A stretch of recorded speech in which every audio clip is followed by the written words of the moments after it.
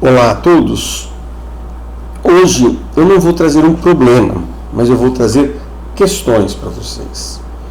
Então, os slides apresentados tanto para a aula gravada quanto para a aula de amanhã, eles vão parecer um pouquinho disforme, mas amanhã vocês vão entender com mais clareza. Então, eu vou falar rapidamente com vocês sobre 3 temas específicos, tá? São questões que são apresentadas, inclusive, para a gente, são questões também otorgadas nos exames nossos de ordem, testes de provas de magistratura, Ministério Público e assim sucessivamente. Primeiro eu vou falar do Tribunal de Contas da União. Então, o Tribunal de Contas da União, vocês já aprenderam em Direito Constitucional, mas ele se encontra as suas características, suas obrigatoriedades, as suas funções, as suas atividades, eles se encontram dentro da Constituição Federal, mais especificamente no artigo 70, 71, 72, 74 e o 61 e seu parágrafo, tá bom? Então, o que compete ao Tribunal de Contas? Vamos lá, o Tribunal de Contas compete apreciar as contas anuais do Presidente da República, julgar as contas dos administradores e demais responsáveis por dinheiros, bens e valores públicos, apreciar a legalidade dos atos de admissão de pessoal e de concessão de aposentadorias, reformas e pensões civis e militares, realizar inspeção e auditorias por iniciativa própria ou por solicitação do Congresso Nacional, fiscalizar as contas nacionais das empresas supranacionais, fiscalizar a aplicação de recursos da União, repassados a Estados, ao Distrito Federal e aos municípios, prestar informações ao Congresso Nacional sobre fiscalizações realizadas, aplicar sanção determinada à correção de ilegalidade e irregularidades em atos de contratos, suspender, se não atendido, a execução de ato impugnado, comunicando a decisão à Câmara dos Deputados e do Senado Federal, emitir pronunciamento conclusivo por solicitação da Comissão Mista Permanente de Senados e Deputados sobre despesas realizadas sem autorização, apurar denúncias apresentadas por qualquer cidadão, partido político, associação ou sindicatos sobre irregularidades ou ilegalidades na aplicação de recursos federais, fixar os coeficientes nos fundos de participação dos estados, do Distrito Federal e dos municípios e fiscalizar a entrega dos recursos aos governos estaduais e municipais. Essas são as competências do Tribunal de Contas. Está lá na Constituição, se vocês abrirem nos artigos citados anteriormente, vocês vão encontrar as competências do Tribunal de Contas da União. Ponto. Então, dentro das competências, e depois nós vamos explicar o porquê que a gente está falando de competências, porque vai haver uma questão referente à possibilidade ou não do Tribunal de Contas exercer uma determinada atividade.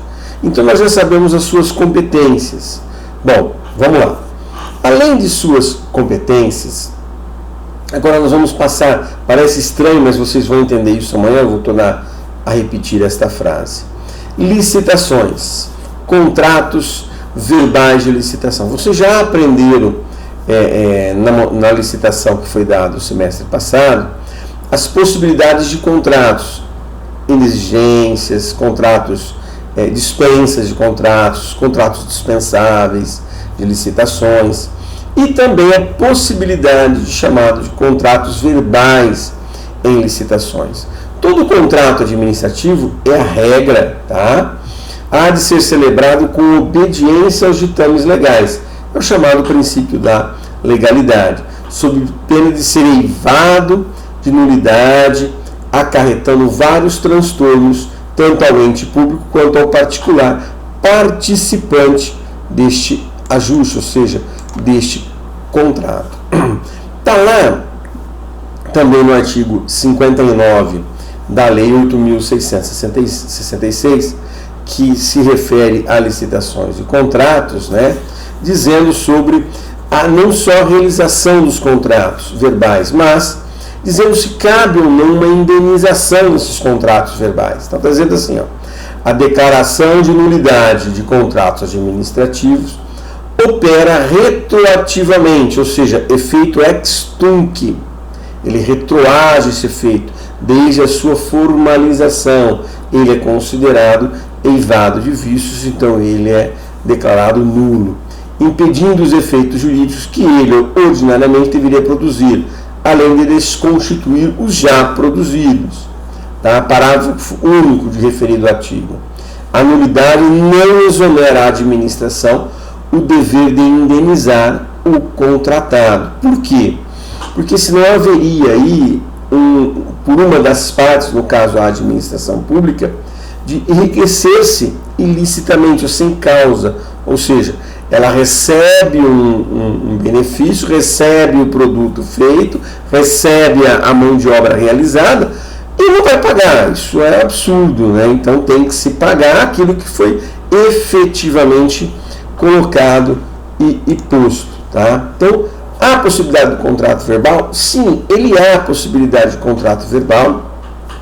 Está no parágrafo único do artigo 60, que diz ser nulo e de nenhum efeito o contrato verbal com a administração, salvo, olha bem, salvo é a exceção, o de pequenas compras de pronto pagamento, assim entendido aqueles que de valor não superior a 5% do limite estabelecido no artigo 23, inciso 2, a linha A desta lei, que é a 8.666, feitas em regime de adiantamento. Ponto.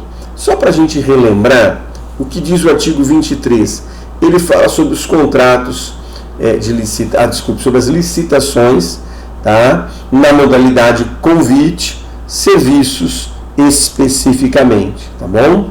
Então vai estar lá os valores até R$176 mil, você vai fazer a modalidade convite. 5% deste valor dá R$8.800. Você pode contratar de forma direta, sem necessidade de fazer o contrato. Este contrato é verbal, de pronto pagamento, vamos deixar isso bem claro. Ponto. Realizado isso, continuando nessa mesma esteira que talvez vocês vão falar assim, nossa, que miscelânea de vídeo hoje, né? Não, é porque nós vamos fazer 3 questões e cada uma vai versar sobre um determinado ponto, razão pela qual eu estou trazendo aqui alguns apontamentos necessários para o deslinde dessas questões que serão ofertadas a vocês na data de amanhã. Contrato de prestação continuada. Então, o que é um contrato de prestação continuada? Tá? Então, o contrato de execução continuada impõe à parte o dever de realizar uma conduta que renova ou se mantém no decurso do tempo. Exemplo, uma coleta de lixo. Eu não tenho como parar, é um serviço continuado. Vai existir hoje, vai existir amanhã, vai existir depois da manhã e assim sucessivamente. Diferente dos outros contratos, que o termo deles, ou seja, ele é colocado no fim, é colocado a termo, liquida-se quando da entrega do bem, quando da feitura da reforma ou da construção, o chamado fim da obra. Né? Então, não há o que a gente pode considerar como uma conduta específica de continuação de um serviço continuado, cuja a liberdade do devedor se extingue com a realização da obra, a entrega do produto ou do bem assim pactuado. Está lá ainda na Lei 8.666 de 93, que é a Lei de Licitações e Contratos e Licitações, a duração dos contratos regidos pela referida lei, né, fica adstrito à vigência dos respectivos créditos orçamentários, exceto quando relativo às chamadas prestações continuadas. Nós já explicamos isso para vocês mais detalhadamente na aula do semestre passado, que eu só posso realizar uma obra, compor, a partir do momento aonde há previsão orçamentária para que o ente público pode pegar aquele dinheiro já para aquela obra colocado em vigência através do processo licitatório competente. Concorrência, convite, tomada de preço, depende a modalidade na qual foi subestabelecida para aquela respectiva atividade. E está lá também, no respectivo artigo 57, que a prestação de serviços a serem executados de forma contínua, que poderão ter a sua duração prorrogada por igual e sucessivos períodos, com vista à obtenção de preços e condições mais vantajosas para a administração, limitando-se a 60 meses, ou seja, 5 anos. Prestação continuada, eu posso indo de 1 em 1 ano, de 2 em 2, limitando-se a 60 meses ou a 5 anos. Contudo, o mesmo artigo traz lá no parágrafo 4º o seguinte: em caráter excepcional, devidamente justificado e mediante autorização da autoridade superior, o prazo de que trata o inciso 2º de referido artigo que nós acabamos de verificar, poderá ser prorrogado uma única vez por 12 meses, desde que prestação de serviço continuado e seja justificado as razões pelas quais eu estou prorrogando. Vamos imaginar uma impugnação no edital que está sendo ofertado para a contratação de uma nova empresa, onde vai atrasar a aquisição e a contratação desta referida empresa para continuar o serviço continuado, desculpe, até parece um pleonasmo, né? Então, continuar o serviço que é considerado um serviço contínuo, né, feito pela própria administração pública, o não aparecimento de ninguém, onde necessita a administração pública realizar a sua atividade, então ela pode prorrogar por mais uma vez, por mais 12 meses. Ponto. Vamos passar agora para um outro tema completamente diferente, chamado desapropriação. A desapropriação é feita pelos municípios, tá? Então é destinada ao município aqui. Então está lá na lei 10.257 de 2001, que cria o chamado Estatuto das Cidades. É uma obrigatoriedade na criação do chamado plano diretor. Plano diretor, o plano significa planejamento. Diretor é diretrizes no qual aquela municipalidade específica vai tomar para os seus próximos anos. Então, cidades com mais de 20 mil habitantes, cidades turísticas, cidades de Grande São Paulo, ou cidades onde ocorrem problemas com desabamentos, com assoreamentos, com perigos iminentes, devem realizar o chamado Estatuto da Cidade, criar o Estatuto da Cidade, e que contém ali, que nós chamamos de plano diretor, as perspectivas de melhora daquele município que adotar o chamado plano diretor. E no plano diretor, consta lá no artigo 41 de quem é obrigado a realizar o Estatuto da Cidade. Então está lá.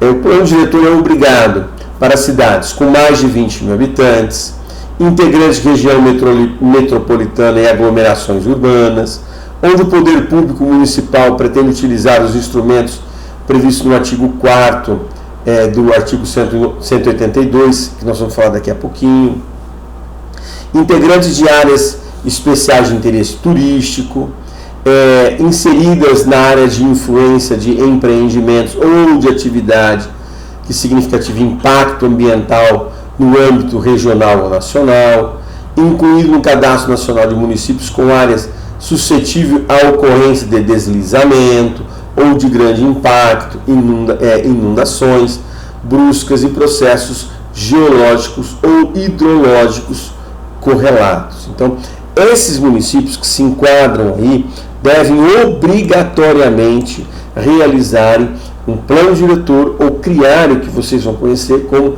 Estatuto da Cidade. Ela tem um objetivo. Então está lá no artigo 182 que eu acabei de falar que eu ia explicar para vocês, que quando você cria e necessita realizar uma desapropriação dentro das diretrizes especificadas no plano diretor, na área específica que você precisa falar, diz lá o artigo 182, parágrafo 4º da Constituição da República Federativa do Brasil. A política de desenvolvimento urbano é situada pelo poder público municipal, conforme diretrizes gerais fixadas em lei, que é a lei do Estatuto da Cidade, tem por objetivo ordenar o plano de desenvolvimento das funções sociais da cidade. Por isso que são elencados aqueles municípios que devem obrigatoriamente ter em seu ordenamento jurídico o Estatuto da Cidade. Está lá. É facultado ao Poder Público Municipal, mediante lei específica, para a área incluída no plano diretor, ela tem que ser específica a área, exigir nos termos da lei federal, que é a lei de desapropriação, que é a lei do Estatuto da Cidade, que é o que nós acabamos de falar para vocês, o proprietário do solo urbano não edificado, subutilizado ou não utilizado, que promova sua adequado aproveitamento sob pena sucessiva de, está lá no inciso 3º, desapropriação com pagamento mediante título da dívida pública de emissão previamente aprovada pelo Senado Federal, com prazo de resgate de até 10 anos, em parcelas iguais, anuais e sucessivas, assegurados o valor real da indenização e os juros legais. Só para ficar mais claro para vocês, isso tem um nome: desapropriação urbanística sucessória, acho que essa é sancionatória, desapropriação urbanística sancionatória, tá? Bom, o que é essa desapropriação urbanística sancionatória?